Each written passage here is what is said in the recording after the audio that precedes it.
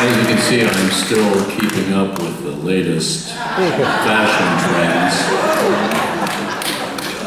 I defy you to put this outfit together. But one thing I do like to point out is that the ultimate fashion accessory is not a handbag, it's a guitar. So, just get yourself a guitar and wear it around. You don't even have to learn how to play it. It just looks so cool. So this is the portion of the show that is dedicated to our Qing and Aing. You will Q and I will A. If you didn't notice, we had, if you got here early enough, there was an iPad set up in the lobby and you could ask me a question. And now I'm going to answer some questions. So, Professor Todd, how was your experience at the University of Notre Dame teaching the students? Thank you. This is not to be confused with the church that burned down.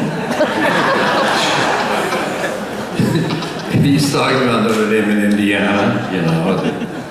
And I've done actually two, I guess what you call residences at Notre Dame. One I did just by myself and was there for a week, maybe more than a week, and audited a bunch of stuff and did a whole bunch of fun stuff like the pep rally before the opening home game, and it was just a lot of fun because I was never going to college. So I have a special place in my heart for Notre Dame because I've spent a lot of time on the campus. They're the nicest freaking people you've ever met in the world. So even if you're just driving through Indiana, just stop and go check out the campus. They'll be proud to show you around. They got a data center there that is mind-boggling. And it sounds like a jet engine. That's for you. Hi Todd, I've been a fan since 1974, and I have a question. Do you travel with your own private hairdresser, or do you do your hair yourself? Thank you. Can't you tell?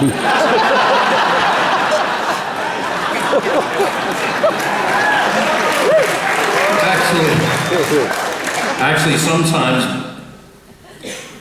Michelle is on the road with us. She was essentially on the Utopia tour. She was the dresser, took care of all of the costuming and such, and making me look photographable. And aside from that, I would love to have a hairdresser, but I hear Donald Trump does his own hair. I should be able to figure this out. Hi Todd, my name's Dan, long-time listener, first-time caller. I want to say happy 420.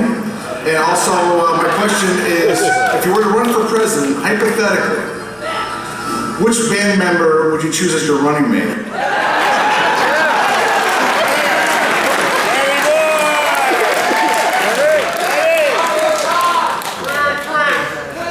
Well, you know, first of all, I've had a lot of fun with that idea, and as time has gone on, it's like, who the hell wants to be president anymore? It's just, it seems like now the job, anybody could the job now, I don't know, it's like, the dumber you are, maybe a better chance you have. Which means I have to pick the dumbest guy in the band.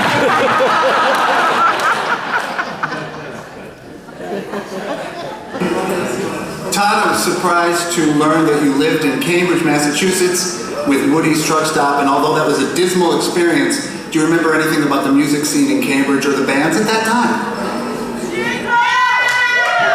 As a matter of fact, this was in like the latter part of 1966. In case you haven't read the book, one of the guys in Woody's Truck Stop was going to school up here, and so he had to return to school, so the whole band transplanted ourselves just so he could go to school. You know, and we had a, you know, we kind of ruled Philadelphia. We came up here and nobody gave a crap about us. I think we played one gig the whole time for about 12 people, and the manager said, "Too loud, get out." And the rest of the time we spent living, you know, like all crammed into one apartment somewhere in Cambridge, not far from the MIT campus. And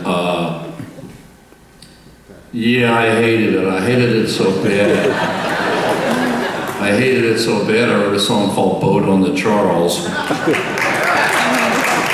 which essentially, well, it was years later, but it was reminiscing about my thoughts of suicide while living in Cambridge.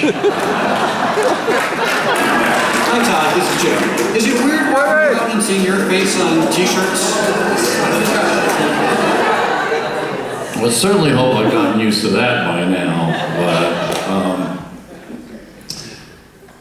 I didn't realize until we started doing a lot of, you know, fan events like the meet and greets and stuff and the book signings, how many damn shirts there were out there.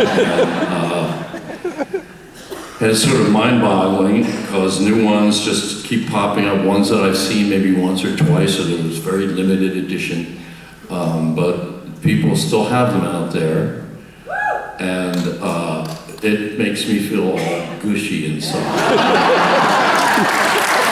When I see that someone has hung on to this like the last vestige of your baby blanket.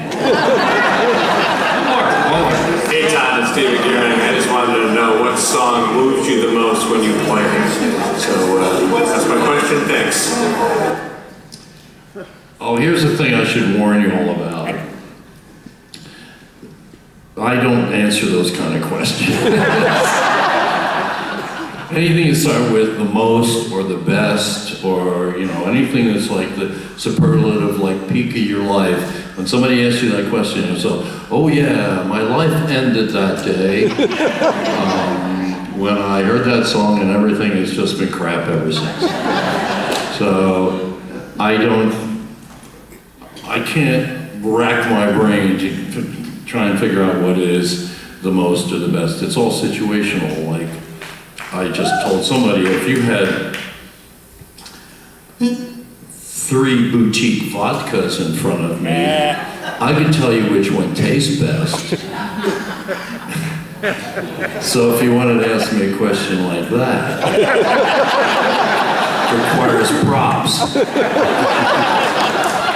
Let's make some music.